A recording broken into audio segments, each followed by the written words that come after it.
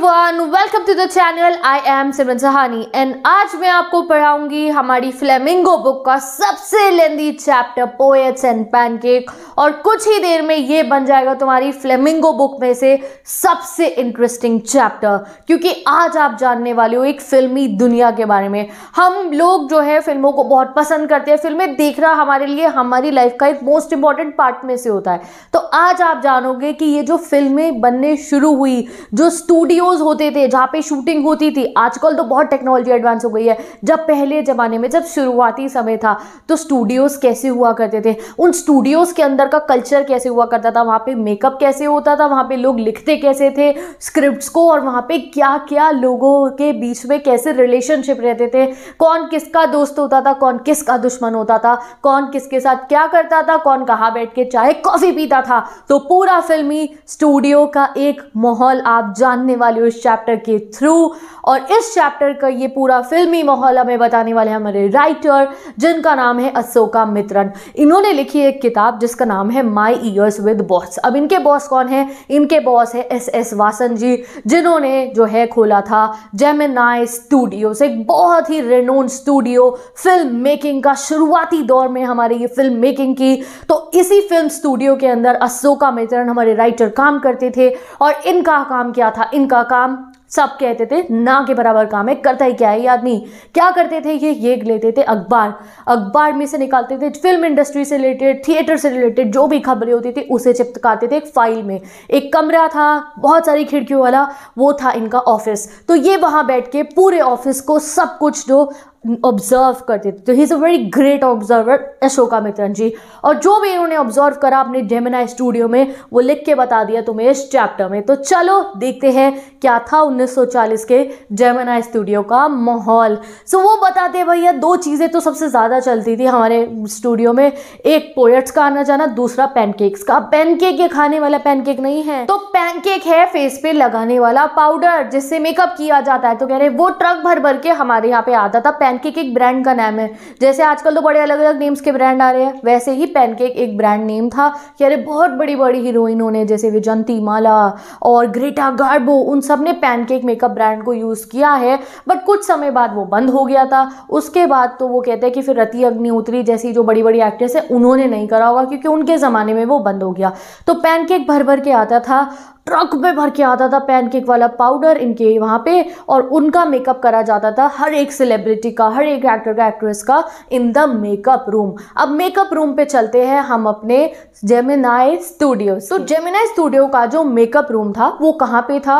वो सिचुएटेड था एक ब्रिटिशर के जो है स्टेबल के ऊपर। स्टेबल क्या होते हैं? जहाँ पे घोड़े रहते हैं। तो वो जो ब्रिटिशर था उसका नाम था रॉबर्ट क्लाइव, और वो जो है कई बार मद्रास आता था। और मद्रास जब वो आता था तो उसकी बहुत सारी प्रॉपर्टी थी यहाँ पे, और उनमें से एक थी यही जो है स्टेबल, उसके ऊपर था जेमिनाई वालों का मेकअप स्टूडियो। अब इसने क्या करा? तो रॉबर्ट क्लाइव ने एक बार जब ये मद्रास में था तो वहाँ पे मद्रास की ही एक लड़की से जो है एक चर्च में शादी भी कर ली थी। तो ये बस ऐसी बातें बता रहे हैं हमारे को।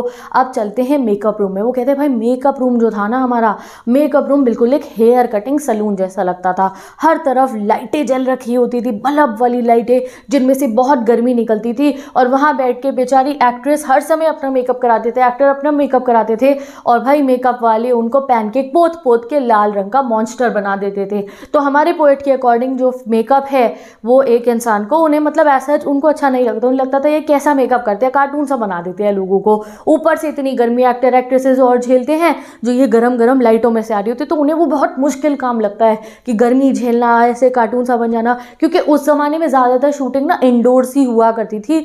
तो वो कहते थे हमारे सारे सेट इंडोर के होते थे, पूरी प्रॉपर लाइटनिंग वगैरह वैसा ही मेकअप करा जाता था। अब जो ये मेकअप रूम था उसमें बहुत सारे स्टाफ काम करते होंगे, तो वो कहते चलो तुम्हें फिल्मी दुनिया के मेकअप स्टाफ के बारे में बताता हूँ। सो मेकअप रूम का जो पूरा का पूरा स्टाफ था उसमें चलती थी national integration. Now what is national integration? जैसे आप देखते हो भाई हमारे इंडिया में क्या है, we are unity in diversity. जब भी आप हमारी रिपब्लिक डे की परेड देखते हो तो आप देखते हो ना हम सब कितने कल्चर्स को अपने प्रेजेंट करते हैं, बड़े खुश होते हैं यार हमारे यहाँ तो अलग ही कल्चर है इतने सारे, और हम सब साथ में में खुश रहते हैं। वो कह रहे ये चीज़ है तो ना बहुत बाद में एयर इंडिया पे दिखाई जानी शुरू हुई, जो रेडियो पे कही जानी शुरू हुई कि सब स्टेट्स को मिलके रहना चाहिए कल्चर को। हमारे यहाँ ये बहुत पहले से चलता था। हमारे यहाँ का जो मेकअप रूम का स्टाफ था उसमें हर स्टेट के लोग भरे हुए थे। सबसे पहले उनके मेकअप रूम के स्टाफ में कौन था? एक बंगाली था और वो बहुत ज़्यादा फेमस हो गए तो वो चले गए। उनके बाद एक महाराष्ट्रियन आ गए, वो हेड थे वो मेकअप डिपार्टमेंट के। उसके बाद में कन्नड़ लोग थे, आंध्र प्रदेश के थे, लोकल तमिल्स थे, एंग्लो इंडियंस भी थे। तो बहुत सारे डाइवर्सिटी के लोग इकट्ठे इनके मेकअप रूम में लेके कह रहे दिन रात ये क्या करते थे, सबको लाल रंग का जोकर बनाते रहते थे। तो इनका तो यही सोच थी मेकअप के ऊपर। अब वो कहते हैं ये जो मेकअप रूम था इसमें चलती थी एक हायरार्की मतलब सब अपने अपने जो लेवल के हिसाब से काम करते थे। जैसे जो हेड वाले मेकअप वाले होते थे वो जो है मेन एक्टर्स का करते थे, उनका जो उनसे नीचे आते थे फिर वो जो है उस साइड रोल वाले एक्टर एक्ट्रेसेस का करते थे। और कहते थे फाइनली जो क्राउड की ड्यूटी होती थी, यानी कि बहुत सारे लोगों का जो क्राउड मेकअप करना होता था, तो उसकी ड्यूटी आती थी हमारे जेमिनी स्टूडियो के ऑफिस बॉय पे। कहते हैं हाँ हमारे पास भी ऑफिस बॉय था एक। तो ऑफिस बॉय जो है कह रहे वो बॉय शॉय नहीं है, 40 साल का है आदमी वो, बट कहा उसे ऑफिस बॉय जाता है। अब उसका काम क्या होता था, जब भी क्राउड शूटिंग होती थी वो एक बाल्टी में बहुत सारा पैनकेक मिक्स करता था, उसे घुलता था और सारे क्राउड के फेस पे जो है उसको पोत देता था, जिससे वो भी जो है चमकने लग जाए लाइटों के अंदर। अब वो कहते हैं ऑफिस बॉय का ना भाई, कुछ लोग होते हैं ना अपनी ज़िंदगी से परेशान और उसमें वो अपनी गलती तो मानेंगे नहीं, दूसरों पे नाम लगाते हैं। ये उसमें से एक है ऑफिस बॉय। अब ये ऑफिस बॉय जो है यहाँ पे आया था जेमिनी स्टूडियो में बहुत बड़े बड़े ड्रीम्स लेकर कि भाई मैं राइटर बनूंगा, भाई मैं डायरेक्टर बनूंगा, भाई मैं स्क्रिप्ट राइटर बनूंगा, मैं सॉन्ग राइटर बनूंगा। बट अनफॉर्चुनेटली ऑफिस बॉय के तो कोई भी ये सपने पूरे नहीं हो पाते हैं। अब जब इसके ये सपने पूरे नहीं हुए तो इसने अपने ये सपने पूरे ना होने का इल्ज़ाम डाल दिया जेमिनी स्टूडियो के नंबर 2 पे आने वाले इंसान के ऊपर, जिनका नाम था कोठामंगलम सुब्बू। सुब्बू कौन है? आप बहुत ही प्यारे बहुत ही अच्छे इंसान हैं।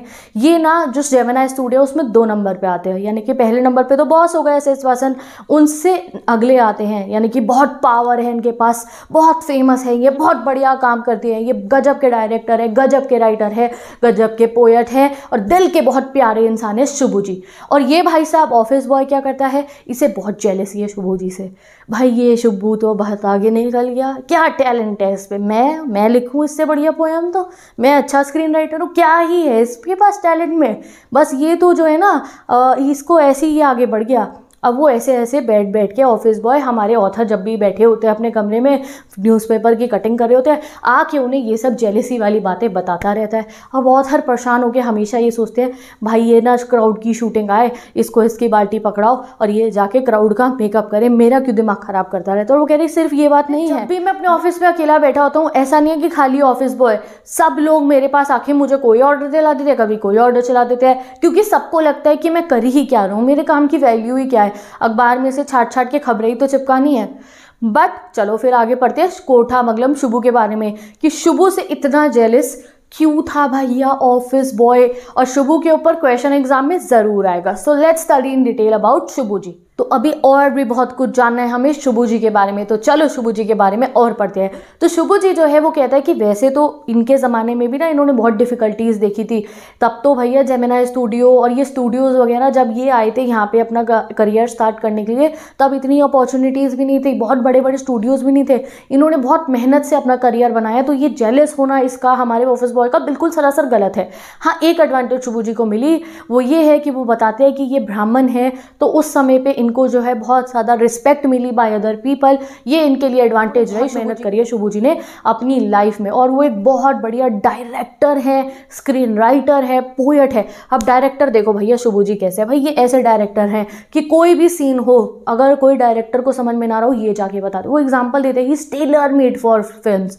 टेलर मेड मतलब जैसे टेलर कपड़ा बनाता है, बढ़िया फिटिंग का बनाता है, भाई ये कोई फिल्म बनाएंगे बढ़िया फिटिंग वाली, बढ़िया बेहतरीन फिल्म बनाते हैं। कह रहे कोई ऐसा सीन हो डायरेक्टर का है, भाई ये कैसे डायरेक्ट करूँगा। सुब्बू जी आते कहेंगे मैं बताता हूँ तुम्हारे को। जैसे वो एक सीन बताते, कह रहे सपोज करो चूहे की और टाइग्रेस की लड़ाई हो रही है, और उस लड़ाई में चूहे ने टाइग्रेस को हरा दिया, तो भाई टाइग्रेस के जो बच्चे थे वो अनाथ हो गए, उसको चूहे ने पालना शुरू कर दिया। ऐसा अगर कोई सीन हो तो सुब्बू जी कहेंगे मैं बता देता हूँ। पसंद नहीं आएगा एक सीन तो कहेंगे और बता देता हूँ। 10 बार सीन बता देंगे, 10 बार पसंद नहीं आएगा तो 14 बार दोबारा सीन बता देंगे, इतने माइंड से क्रिएटिव है शुभू जी। फिर भी चिढ़ता है ये ऑफिस बॉय इनसे, और इनकी सच्ची में भी बहुत सारी अचीवमेंट्स है, जैसे कि अब रीड कर लो, यहाँ पे इंपॉर्टेंट है, पढ़ लो अगर दिख रहा हो तो, वरना मैं तुम्हें नोट्स तो प्रोवाइड कर ही रही हूँ, वहाँ से पढ़ लेना। तो शुभू जी डायरेक्टर तो है ही अच्छे, बहुत अच्छे नॉवल राइटर भी हैं, बहुत बढ़िया पोएट भी है। ये कहते हैं पोएम ये ऐसी लिखते हैं जो लोगों को समझ में आ पाए। वैसे ये बहुत मुश्किल पोएम भी लिख सकते हैं शुभू जी। कुछ पोएट्स होते हैं ना, पोएम लिखते हैं, उनकी पोएम हमें समझ में नहीं आती, बहुत डिफिकल्ट लैंग्वेज की होती है। तो शुभू जी डिफिकल्ट लैंग्वेज की भी पोएट लिख सकते हैं, बट वो वाली पोएम नहीं लिखते हैं, वो ऐसी कविताएं लिखते हैं जो आम लोग पढ़ के समझ पाए और उन्हें भी अच्छा लगे। साथ ही के साथ में इन्होंने एक नॉवल लिखी है जो बहुत ही फेमस हुई है, जिसका नाम है थिलाना मोहनम्बल। ठीक है, ये बहुत फेमस जो है एक नॉवल है, और इन्होंने काफ़ी बार जो है अलग अलग सीन्स को रिक्रिएट करा है। अब ये एक्टर भी कोई कम नहीं थे, ये कह रहे किसी अगर सीन में ये एक्ट कर देना तो भाई जो मेन एक्टर था ना उसको वो फीका पड़ जाता था शुभू जी के आगे। बट इतना एक्टिंग करियर में इन्होंने अपना जो है इनिशिएटिव नहीं दिखाया, और वो दिल के भी बहुत अच्छे इंसान थे शुभू जी। इनका जो घर था ना, इनके घर में इनके रिश्तेदार आके पड़े रहते थे, इनका राशन खाते थे, इनके पैसे यूज़ करते रहते थे, बट फिर भी ये बहुत चैरिटेबल पर्सन थे। कभी किसी को नहीं कहते थे मेरे घर क्यों रुक रहे हो, या उससे पैसे मांगे, या उसे कहे तुम यहाँ फ्री फंड का खा रहे हो। नहीं, बहुत ही दिल के अच्छे इंसान थे, और उन्हें पता भी नहीं चलता था लोग उनके ऐसा फ़ायदा उठा रहे हैं कि उनके घर रह के उनका खर्चा करा रहे हैं। नहीं, तो वो कहते पता नहीं क्यों फिर भी ये ऑफिस बॉय इतने अच्छे इंसान से चलता है। शायद इसलिए क्योंकि वो जो है ना बॉस की बटरिंग करते हैं। तो अब हमें अशोका मित्रन जी कहते हैं कि शायद जो है शुभू जी से लोग इसलिए चिढ़ते हैं क्योंकि वो बहुत ज़्यादा ना बॉस के साथ रहते हैं, उनकी बटरिंग करते हैं थोड़ी सी, इसलिए लोग उनसे चिढ़ते होंगे। अब जो शुभू जी है ये जो है पूरे ऑफिस पे सेकंड नंबर पे आते हैं, भैया सेकंड बॉस हो गए, और ये जो है स्टोरी डिपार्टमेंट में काम करते हैं। ठीक है, स्टोरी डिपार्टमेंट होता है जहाँ पे राइट स्क्रिप्ट लिखी जाएगी पिक्चरों की। तो कहते हैं इस स्टोरी डिपार्टमेंट में एक जना और है बहुत फेमस हमारे, वो है हमारे यहाँ का लीगल एडवाइजर। तो चलो पढ़ते हैं अब लीगल एडवाइजर का किस्सा। ये जो लीगल एडवाइजर था इसे सब कहते थे कि इलीगल एडवाइजर है ये। इलीगल एडवाइजर क्यों? क्योंकि इसके कुछ काम ही ऐसे थे। एक बारी क्या होता है, एक एक्ट्रेस थी, वो जो एक्ट्रेस थी अभी नई नई एक्ट्रेस बनी थी, बहुत सुंदर थी, बहुत प्यारी सी थी, बट वो ना अभी नई नई बनी थी और वो थोड़ी गाँव से आई थी अभी। एक बार कुछ हो गया भैया सेट पे, ये मैडम चिल्लाने लगती है, एक्ट्रेस बहुत जोर जोर की चिल्ला रही होती है वो, और इतने ना एक्ट्रेस वगैरह की कितनी सोफिस्टिकेटेड रहती हैं भैया, नहीं बोलेंगी ज़्यादा, चिल्ला के इधर उधर लोग है, ये चिल्ला रही होती है मैडम हमारी।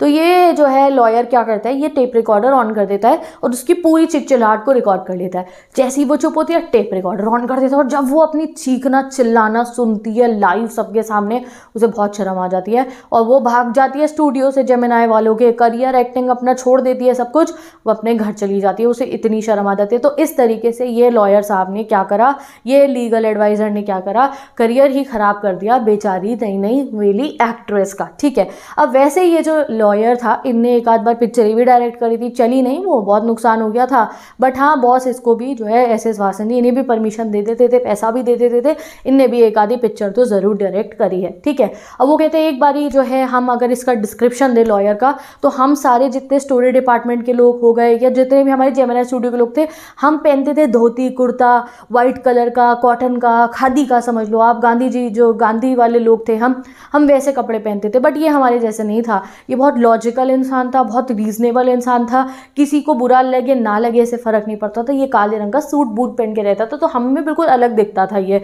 और एक बारी क्या होता है, ये स्टोरी डिपार्टमेंट बहुत लॉस में जा रहा था हमारे स्टूडियो का, तो हमारे बॉस जो है स्टोरी डिपार्टमेंट को ही बंद कर देते हैं, और स्टोरी डिपार्टमेंट बंद होते ही ये लीगल एडवाइज़र की भी जॉब चली जाती है। तो कह रहे ऐसे पहली बार हुआ होगा कि भैया किसी स्टोरी डिपार्टमेंट वालों की वजह से, लेखकों की वजह से लीगल एडवाइज़र की या लॉयर की जॉब चली गई। तो भाई इसका भी किस्सा ख़त्म हुआ।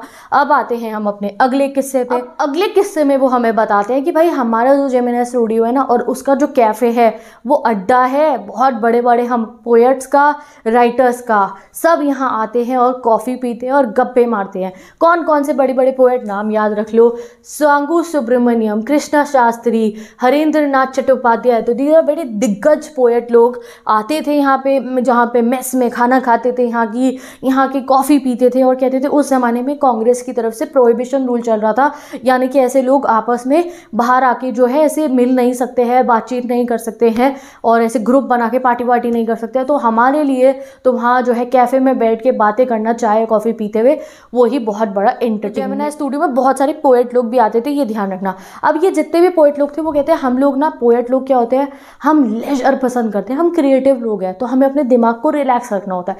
पता है क्रिएटिव लोगों को ना रिलैक्स रहना चाहिए दिमाग से, उन्हें टेंशन ही नहीं चाहिए होती अपनी लाइफ में, तभी तो वो बढ़िया बढ़िया पोएम लिख पाएंगे, स्टोरीज लिख पाएंगे। तो वो कह रहे हम सब सिंपल लोग थे सारे हमारे यहाँ के पोएट, और सबसे ज़्यादा तो हम लोग गांधी जी को ज़रूर मानते थे। पॉलिटिक्स में हमारा ज़्यादा कुछ नाता नहीं था पोएट लोगों का, सिर्फ और सिर्फ हम गांधी जी की बताई हुई बातों को मानते थे, खादी का कुर्ता खादी की धोती वगैरह पहनते थे। और एक चीज़ और हमारे जेमिनी स्टूडियो में चलती थी पॉलिटिक्स से रिलेटेड, कि हमारे जेमिनी स्टूडियो में हर कोई एवर्स था कम्युनिज्म के। एवर्स मतलब हम सभी को पसंद नहीं था, हम सब एंटी थे कम्युनिज्म के। Now what is communism? भाई पॉलिटिकल वाले बच्चों को तो पता होगा, इकोनॉमिक्स वाले बच्चों को भी पता होगा, जिन्हें नहीं पता है मैं बताती हूँ, क्योंकि पॉलिटिकल में तो पूरा चैप्टर पढ़ाती रहती हूँ, तो बस शॉर्ट में बताऊंगी जिससे ऐसा ना हो कि तुम कहो दीदी पॉलिटिकल साइंस भी पढ़ाने लगे। तो कम्युनिज्म होती है एक पॉलिटिकल आइडियोलॉजी जिस पे चलते हैं देश। जैसे तुमने देखा है कि अमेरिका हो गया और भी बड़े बड़े देश, और हमारे यहाँ का मत लेना, हमारे यहाँ तो मिक्स्ड इकोनॉमी है। बहुत सारे ऐसे देश होते हैं वहाँ पे प्राइवेट सेक्टर पूरा अलाउड है, भाई अपनी इंडस्ट्री बनाओ, अपने स्कूल बनाओ, अपना घर खरीदो, प्राइवेट लोग कुछ भी खरीद सकते हैं। हमारे यहाँ पे भी प्राइवेटाइजेशन तो है ही, आप अपना घर खरीदो, अपनी बिल्डिंग बनाओ, अपना फार्म खरीद लो, वहाँ पे कोई जो मर्जी होगा, है ना। बट कम्युनिज्म में क्या होता है, सब कुछ, एक कंट्री अगर कम्युनिज्म पे चलती है तो वहाँ पे जो भी चीज़ होगी, लैंड होगा, कोई भी चीज़ होगी, इंडस्ट्री होगी, कोई स्कूल होगा, कोई फर्म होगी, वो सब किसकी होगी, वो गवर्नमेंट की होगी। वहाँ पे लोग काम करेंगे और गवर्नमेंट नीड्स के अकॉर्डिंग सब में बटा। जैसे कोई लैंड है ना, कोई फार्मर है, उसका अपना खेत नहीं होगा, एक खेत होगा, उस पर 100 फार्मर काम कर रहे हैं, उन सब का बंटवारा हो जाएगा, ठीक है भैया 10 कर रहे, 20 करे, 50 करे, इस टाइप का सिस्टम होता है। किसी पे अपना प्राइवेट घर नहीं होता, सरकार का दिया हुआ घर होता है, सरकार सब्सिडी देगी, सरकार बच्चों की जो है पढ़ाई का खर्चा देगी, सब सरकारी स्कूल में पढ़ेंगे, ऐसा सिस्टम होता है कम्युनिज्म का। ये सिस्टम बहुत पुराने ज़माने में जो है आप मानो रशिया, और रशिया के 14 और भाई थे जिसे कहा जाता था USSR, एक बहुत बड़ा हमारी सुपर पावर हुआ करती थी, यहाँ चलता था कम्युनिज्म। और अमेरिका में हमेशा से चलता है कैपिटलिज्म, जहाँ पे प्राइवेटाइजेशन होती है, प्राइवेट जो है चीज़ें अलाउड होती है। तो ये कम्युनिज्म के खिलाफ जो है बहुत ज़्यादा लोग थे इनके जेमिनी स्टूडियो में भी। यहाँ के लोगों को भी कम्युनिज्म अच्छा नहीं लगता था, और इनसे ये बातें चलती थी कि जो लोग कम्युनिज्म को फॉलो करते हैं कि गवर्नमेंट के अंडर में सब कुछ होना चाहिए, वो लोग कैसे होते हैं, वो है भगवान में नहीं मानते हैं, वो नॉन रिलीजियस लोग होते हैं, और साथ ही के साथ में इतने दिल से आप क्रूअल मानो वो लोग होते हैं। ये लोग कहते थे कम्युनिज्म वाले, जो अपने घर वालों को भी मार दे और अपने पेरेंट्स को भी मार दे। तो इनके यहाँ पे वैसे पॉलिटिक्स से कोई नाता नहीं था, बट कम्युनिज्म को क्या मानते थे, कम्युनिस्ट लोग तो बहुत बुरे होते हैं, ऐसा कुछ सीन चल रहा था। तो वो कहते बस ये तो चलता ही रहता, तो और कोई हमारा पॉलिटिक्स से नाता नहीं था। फिर हमारे यहाँ पे 4 चांद लगाने आ जाती है MRA, है मॉरल रीआर्मेंट आर्मी। ये एक अमेरिका का आप मान लो ग्रुप है जो करते हैं प्लेस, ठीक है, इनको इंटरनेशनल सर्कस बोला जाता है, बट सर्कस करना इन्हें नहीं आता, ये प्लेस करते हैं। और जो है ये प्लेस करने के लिए वो कहते हैं हमारे जेमिनी स्टूडियो के बॉस ने इन्हें बुला लिया हमारे यहाँ। तो ये सारे अंग्रेज हमारे यहाँ आए, जेमिनी स्टूडियो में बहुत समय तक रुके, और इन्होंने बहुत सारे ढेर सारे प्लेस इंडिया के कोने कोने में करे, बहुत सारे प्लेस MRA वालों ने करे। MRA को बनवाया किसने था, फ्रैंक बुचमैन एक नाम के आदमी थे, ये हैं वो, ठीक है। उन्होंने मॉरल रीआर्मेंट आर्मी को स्टार्ट करा था। तो उनको जो है SS वासन जी कहते हैं भाई तुम अपनी मॉरल रीआर्मेंट आर्मी लेके हमारे यहाँ आ जाओ, हमारे यहाँ से प्ले कर लेना, क्योंकि इनके पास स्टेज इक्विपमेंट सब कुछ थे, मेकअप आर्टिस्ट से लेकर। तो बहुत सारे अंग्रेज आ जाते हैं यहाँ पे रहते हैं। वो कहते हैं ये जो अंग्रेज थे हमारे यहाँ 2 प्लेस करते हैं, हमारे वाले थे यहाँ पे हमारे इंडिया में आके, साउथ इंडिया में आके 2 प्ले बहुत ज़्यादा करते हैं, एक जोथम वैली, एक फॉरगॉटन फैक्टर, दोनों को याद रखना। वो कह रहे उन प्लेस का मैसेज तो सिंपल होता था, जैसे हम देते हैं एथिकल मैसेज, सही करो, दुनिया में अच्छी चीज़ें करनी चाहिए वो। बट कह रहे भाई इनका जो इक्विपमेंट्स होते थे, जो इनका स्टाइल होता था प्ले को प्रेजेंट करने का, जो ये पूरी टेक्नोलॉजी यूज़ करते थे, वो बहुत बढ़िया होती थी। और हम लोगों ने भी इनसे एक आध सीन कॉपी करे। जैसे वो कह रही है MRA वाले सुबह का सीन दिखाने के लिए एक सफ़ेद पर्दा लगा देते थे, साथ में एक आदमी फ्लूट बजा रहा होता था, तो सुबह हो गई, बिल्कुल सूरज निकलने का टाइम। तो कह रहे हमने भी इनसे काफ़ी कुछ चीज़ें कॉपी करनी शुरू कर दी और सीखा, मतलब कॉपी क्या करना, मतलब इंस्पिरेशन ली इनसे, MRA वालों से। और वो कह रहे बहुत समय तक MRA वाले रहे, इतना कुछ जो है कह रहे हमने उनके साथ रहे, हमें तो बहुत मज़ा आया। क्यों, कह रहे वो क्या करते थे, हमें बड़ा मज़ा आता था वो गोरे लोगों के मुँह पे जो है पाउडर पोतने में, उन्हें तैयार होता हुआ देख के उनसे गप्पे मारने में, तो चलता। अब बाद में इनको पता चलता है कि भाई ये मॉरल रीआर्मेंट वाली कौन थे, ये एंटी कम्युनिस्ट लोग थे। इनका जो भी प्ले होता था वो कम्युनिज्म के खिलाफ कोई ना कोई उसमें अंदरूनी मैसेज देते थे। तो तब हमारे ऑथर को समझ में आता है अच्छा जी हमारे बॉस भी एंटी कम्युनिस्ट हैं, उन्हें भी कम्युनिज्म पसंद नहीं है, एस वासन जी को भी, और ये मॉरल रीआर्मेंट वाले भी एंटी कम्युनिस्ट मूवमेंट है, तो इसीलिए इन्होंने हमारे यहाँ पे बुला लिया स्टूडियो में इनको, जिससे से ये सब प्ले करे। तो बस यही था हमारा रिटायरमेंट आर्मी का किस्सा। अब पढ़ते हैं पोएट्स के बारे में, पैनकेक से रिलेटेड, मेकअप डिपार्टमेंट से रिलेटेड, एक्टर एक्ट्रेसेस से रिलेटेड तो आप सब जान चुके हो। अब ऑथर बताते हैं हमें अलग अलग पोएट्स के बारे में। अब क्या होता है भाई, वो कहते हैं मारी वाली तो चली गए। अब फिर से हमारे यहाँ के बड़े बड़े बॉसेस के फ़ोन खटकने शुरू हो जाते हैं। अब बात चलती है कि हमें बोला जाता है भाई स्टेज खाली कर दो, पोडियम लगा दो, माइक लगा दो, एक बहुत बड़े पोएट आ रहे हैं स्पीच देने के लिए जेमिनी स्टूडियो में। अब वो सारे बड़े हैरान हो जाते हैं। जेमिनी स्टूडियो का स्टाफ सोच रहा है भैया कौन सा पोएट आ रहा है, कौन सा इंग्लैंड से पोएट आ रहा है। इंग्लैंड से आने वाले थे पोएट, हलचल इसलिए मची थी, अंग्रेज आ रहे हैं, बहुत बड़े पोएट आ रहे हैं। वो सोचते हैं वर्ड्सवर्थ आ रहे हैं, टेनिसन आ रहे हैं, कीट्स आ रहे हैं, वो John Keats key thing of beauty, वो सोचते हैं ये लोग वो आ रहे हैं। बड़े कंफ्यूज कौन आ रहा है। फिर इन्हें द हिंदू अखबार के कुछ एडिटर से पता चला कि नहीं भैया कोई एडिटर आ रहे हैं इनके यहाँ पे, ठीक है। तो उन्हें लगता है अच्छा हमारे बॉस भी एक एडिटर है, एक जो है न्यूज़पेपर है उसके, शायद इनके कोई दोस्त होंगे इसलिए बुला लिया होगा। फिर पता चलता है कोई बहुत नामी अखबार के नहीं है, कोई अखबार के एडिटर हैं, बस वो आ रहे हैं। कह रहे हमने वेट करा उनके आने का। फिर एक दिन वो आ जाते हैं। जिस दिन वो आते हैं तो भाई हमारे ऑथर उनको बहुत, हमारे जो वो थे ना बॉस इनके आगे एस वासन जी, बढ़िया सी वेलकम स्पीच देते हैं इनको। और वो जो है फिर आते हैं, पंखे वंखे लगा रखे होते हैं क्योंकि उन्हें अंग्रेज़ को तो बहुत गर्मी लगेगी ना, बढ़िया सा उनके लिए सेटअप होता है। सारे गाँव वाले बैठे होते हैं और शहर वाले, और सब वो जो है उनकी स्पीच सुनते हैं पोएट जी की। अब वो कहते हैं पोएट जी अपनी स्पीच देते हैं। पोएट का नाम वो अभी नहीं बता देंगे, वो बताएंगे चैप्टर के एंड में। तो मैं भी तुम्हें चैप्टर के एंड में ही बताऊंगी क्योंकि फिर सारा सस्पेंस खत्म हो जाएगा चैप्टर का।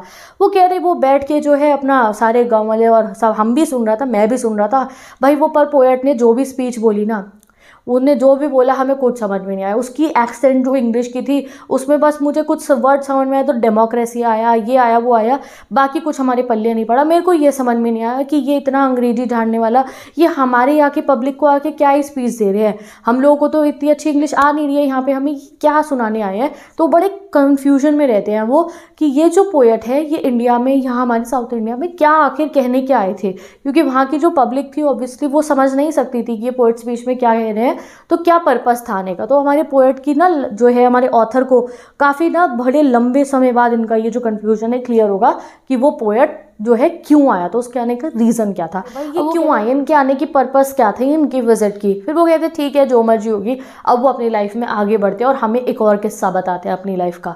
वो हमें बताते हैं देखो ये जो राइटर लोग होते हैं ना, हमारे तुम्हारे जैसे राइटर लोग, जो भी राइटर्स होते हैं, वो जो राइटर और पोएट बनना ना बहुत ही ना सब्र जिनके अंदर होता है ना, वो लोग ये काम कर सकते हैं। ऐसा नहीं कि बहुत इंटेलिजेंट और जीनियस लोग पोएट राइटर बन जाएंगे, नहीं। जिन लोगों में सब्र होता है ना, पेशेंस होता है, वो बन सकता है एक राइटर। क्यों? क्योंकि हम राइटर्स को रिजेक्शन बहुत मिलता है। हम इतनी बड़ी किताब लिखते हैं, भेजते हैं, वापस आ जाती है, नहीं आपकी जो है छापी जाएगी, हम अगली किताब लिखनी शुरू कर देते हैं। तो जिसमें पेशेंस हो वो बनेगा अच्छा राइटर और पोएट। फिर वो कहते हैं एक दिन मैं अखबार जो है देख रहा था, तो अखबार में मैंने एक इश्तिहार देखा, एक शॉर्ट स्टोरी कॉम्पिटिशन चल रहा था। एनकाउंटर मैगजीन वालों ने वो करवा रखा था। आते हैं ना शॉर्ट स्टोरी कॉम्पिटिशन हमारे यहाँ भी न्यूज़पेपर में, एस्से कॉम्पिटिशन, बच्चे पार्टिसिपेट करते हैं। तो वो कह रहे शॉर्ट स्टोरी कॉम्पिटिशन, तो ऑथर्स को इनवाइट कर रखा था एनकाउंटर मैगजीन, एक फेमस मैगजीन की तरफ से। तो मैंने कहा चलो भाई मैं भी लिख के भेज देता हूँ स्टोरी पर। फिर इन्होंने कहा भाई पैसे खर्च होंगे, स्टोरी लिख के भेजने में स्टैम्प भी लगेगा, पोस्ट करने के भी पैसे लगेंगे एनवेलप में रख के। तो पहले देखा हूँ ये एनकाउंटर मैगजीन है कौन सी, कोई नामी मैगजीन है, फ़ायदा भी है इसमें स्टोरी डलवाने का। तो कह रहे मैं गया भैया ब्रिटिश काउंसिल की लाइब्रेरी में जाके मैंने ढूंढी बुक, वो मैगज़ीन ढूंढी, एनकाउंटर मैगज़ीन। कह रहे जाते साल मुझे एनकाउंटर मैगज़ीन मिल गई। और जैसे ही कह रहे मैंने एनकाउंटर मैगज़ीन देखी और उसका एनकाउंटर मैगज़ीन को जो एडिटर था उसका नाम दिखा, मेरा दिल गार्डन हो गया। मैंने कहा मेरा तो बिछड़ा हुआ भाई मिल गया मेरे को। एडिटर कौन था? एडिटर वही पोएट था जो पोएट कुछ समय पहले उनके जेमिनी स्टूडियो में स्पीच देने आया था, जिसकी स्पीच किसी के पल्ले नहीं पड़ी थी। अब बताती हूँ वो पोएट कौन थे।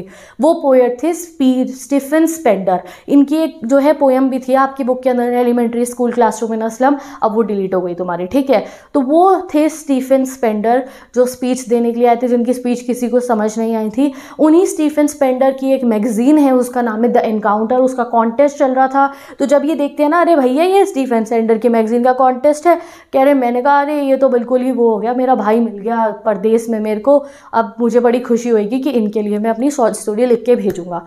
बस फिर वो कहते हैं अब मैं बहुत बूढ़ा हो गया हूँ, ठीक है। अब और आगे बढ़ जाओ उनकी लाइफ में, और वो रिटायर भी हो चुके हैं, कह रहे अब मैं जेमिनी स्टूडियो में काम भी नहीं करता हूँ, जो है ना, अब मैं ऐसी अपनी लाइफ मजे से जी रहा हूँ, ठीक है। कभी भी रास्ते पे घूमते हुए कोई भी चीज़ सेल पे मिल रही होती है तो उसे खरीदने में बहुत इंटरेस्टेड रहता हूँ, क्योंकि पैसे वैसे जो है बहुत ज़्यादा भी नहीं है। तो वो क्या करते, कह रहे एक दिन मैंने देखा, मैं माउंट आबू रोड पे चल रहा था, कौन सी रोड थी मैं कई बार कंफ्यूज हो जाती हूँ, Madras mount road post office वाली, वहाँ घूम रहे थे ये, ठीक है। मैंने देखा यार एक जगह पे बहुत सारी बुक्स मिल रही हैं और उन बुक्स पे लग रखी थी सेल। तो वो कह रहे वो मैंने देखा भाई सेल क्यों लग रही है, तो रशियन रेवोल्यूशन होने के बाद की जो एनिवर्सरी थी इसलिए कुछ बुक्स थी वो सेल पे मिल रही थी और वो स्टूडेंट एडिशन थी।